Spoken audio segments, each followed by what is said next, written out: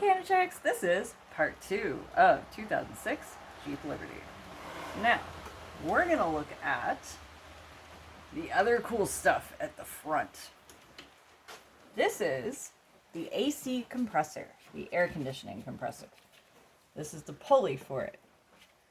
When the serpentine belt moves around, it's spinning the pulley to help charge the compressor.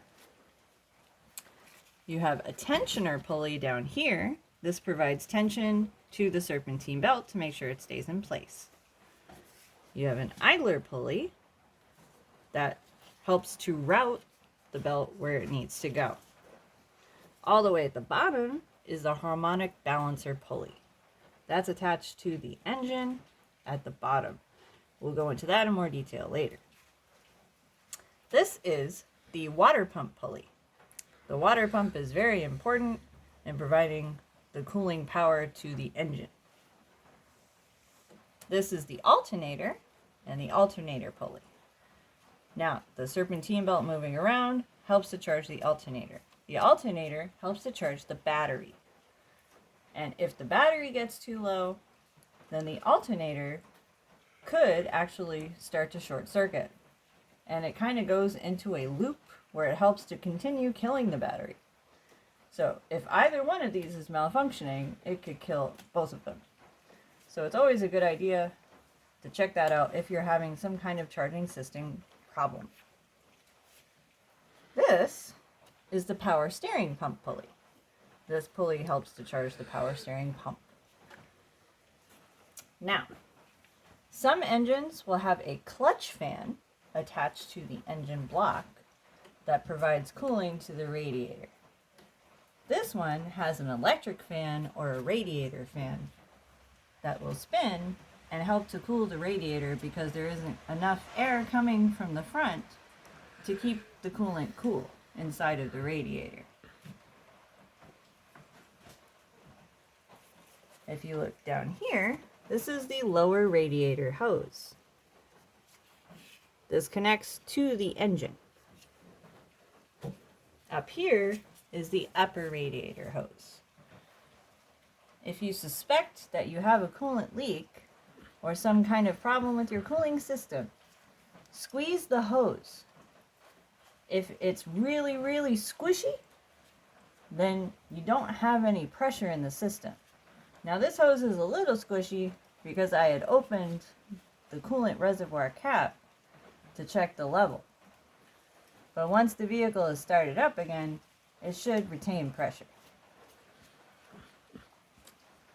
There are also many lines in here.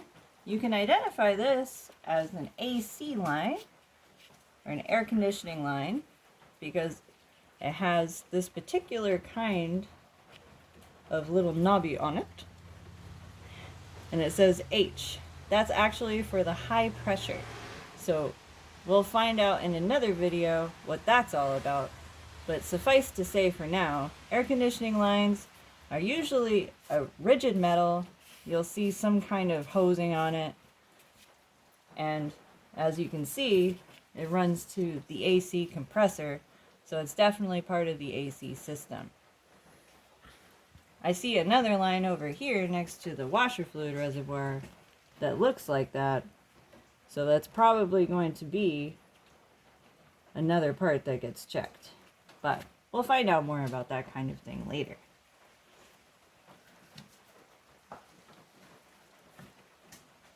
And if you look down here, you can see more hoses running around.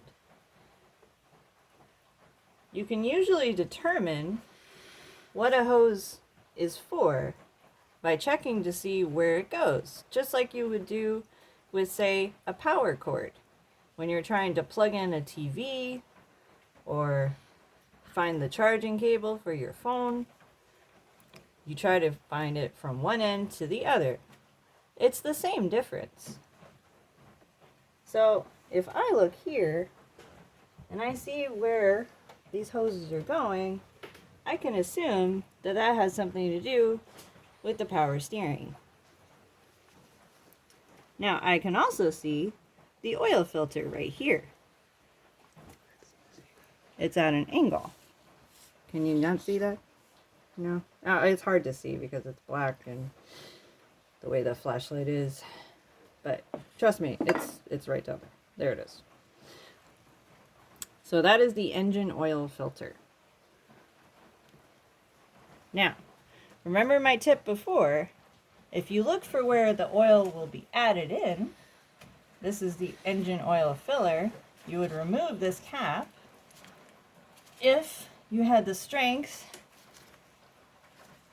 of 50 million Amazonian women, because my husband put it on, and he's very, very strong.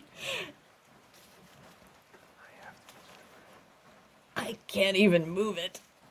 Holy moly. Wow. Okay, so there we go. Sometimes you need a two-handed approach. Oh my goodness. Yes. Well, here's a fun fact for you. When I worked with my husband at Valvoline, if we ever saw his initials on an engine oil filter, because we had to initial them so they'd know who did the oil change, we all dreaded it because of how strong he is. And he's just grinning. Oh my goodness. I really can't get it off. What did you do? I put it on. With what? Super glue? My God. Just my hand. Uh-huh. I'm using two hands. I can't get this thing to come off. What did you do? Okay, so ladies, sometimes you have to ask for help from someone of the male gender, or especially the person who put it on. So it's okay to ask for help because we all need help time and again.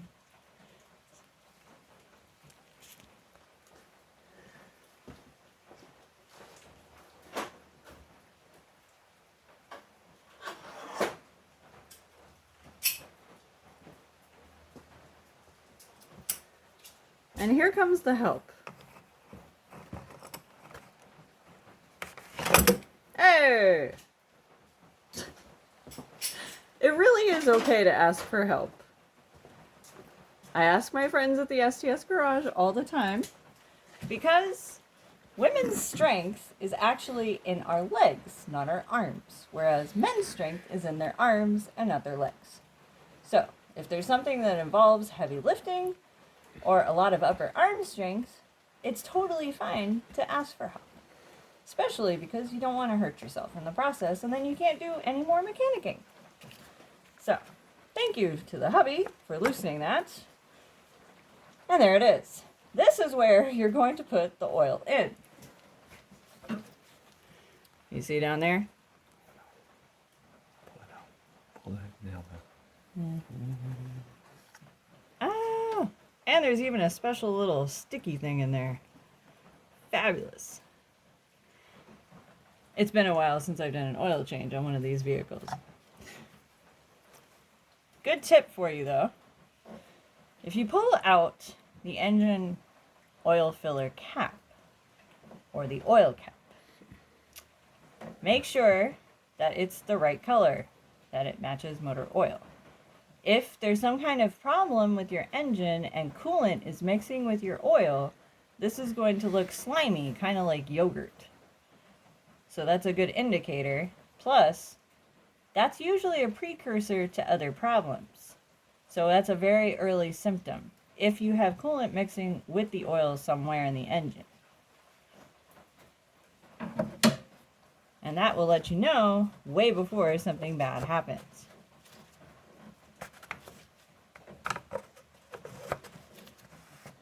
And there we go. Perfect. And I'm even going to be nice and wipe it off.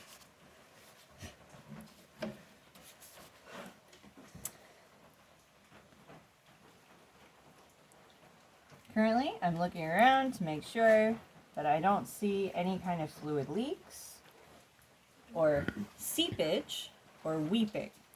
When we say seepage and weeping, that means that it's coming out very, very, very slowly over a long period of time. For example, you can see that there has been some seepage or weeping on this right here. However, I know for a fact, oops, sorry for the camera there. Well, you can kind of see it. Yeah, see how it's all sticky and debris is stuck to it? That's always a good indicator that there's some seeping or weepage. Because of the fact that when items in your engine compartment get wet from something other than water, things will stick to it. So if something is really, really, really stuck with gook and goo and whatever, sand, pine needles, whatever you want to call it, you can know that that's been happening for a long time. However, that, I believe, is probably due to when I changed the AC compressor last year. So that doesn't concern me.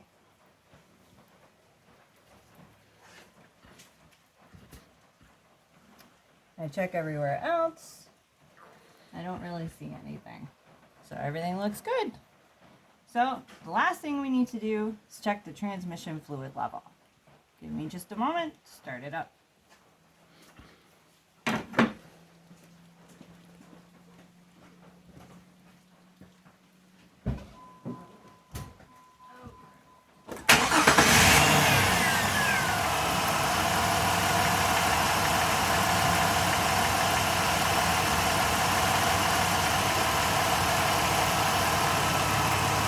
Remember, this is a transmission dipstick. Want to make sure you have a good hold on it. Pull it straight out. Wipe it off. Put it back in. Nice and tight all the way to the end. Pull it out again. Now we can see transmission fluid is normally pink unless you have a CVT transmission, which you usually see in a Honda. This is the cold mark, this is the hot mark. You can see that it's all the way to the full part. Make sure you wipe it back off and put it back in. Nice and snug. Now, I know that this vehicle was running for a while, so I didn't have to let it sit to run. But if you haven't run the vehicle, say the whole day, and you want to check your fluid level, make sure it's running for at least 2 to 5 minutes to make sure the fluid has warmed up and gotten up to the part that it needs to get to where the stick is so you can read it properly. Thanks for watching. See you next time.